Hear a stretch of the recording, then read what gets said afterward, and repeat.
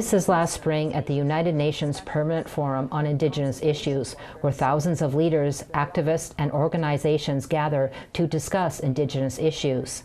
Valentina Saukiva is Sami and an advocate for Indigenous rights. She is a member of the forum and was re-elected for the 2026-2028 term.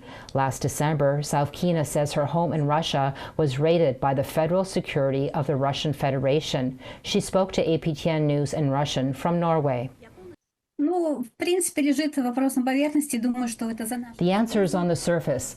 I think it's for our activism, for our concerns for the fate of our nations. We always were the voice of our peoples and peoples who live on the territory of Russia. So it was the intimidation campaign. Daria Yegoreva is Selkup, an indigenous group in Siberia and co-chair of the International Indigenous Peoples Forum on Climate Change, IIPFCC. She has attended the last 3 COPs, an annual summit where countries meet to discuss climate change. IIPFCC says Yegoreva's home was also searched by Russian authorities, and she was arrested for allegedly participating in a terrorist organization.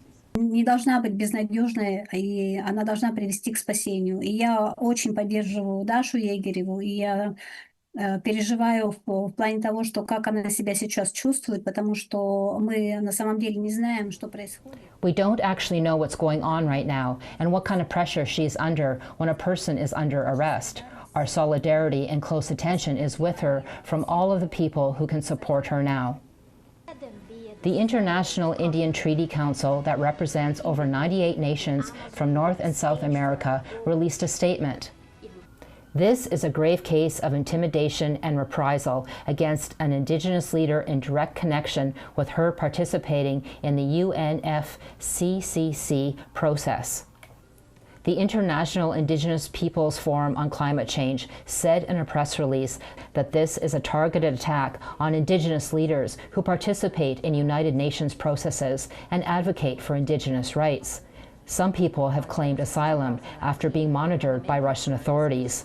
Luda Kinuk is originally from northeastern Russia, but she obtained asylum in 2017 in the United States and now lives in Hawaii. They started questioning 38 of my family and friends. Like they were inviting them to their office, to the base, and started. And one of my friends actually confessed to me saying that he was reporting to them every day what I had for lunch, who I saw that day. So just complete. So I realized it's better for my family if I'm just not there. IIPFCC says Yegoreva may be detained for 2 months while being investigated and may face 10 to 20 years in prison.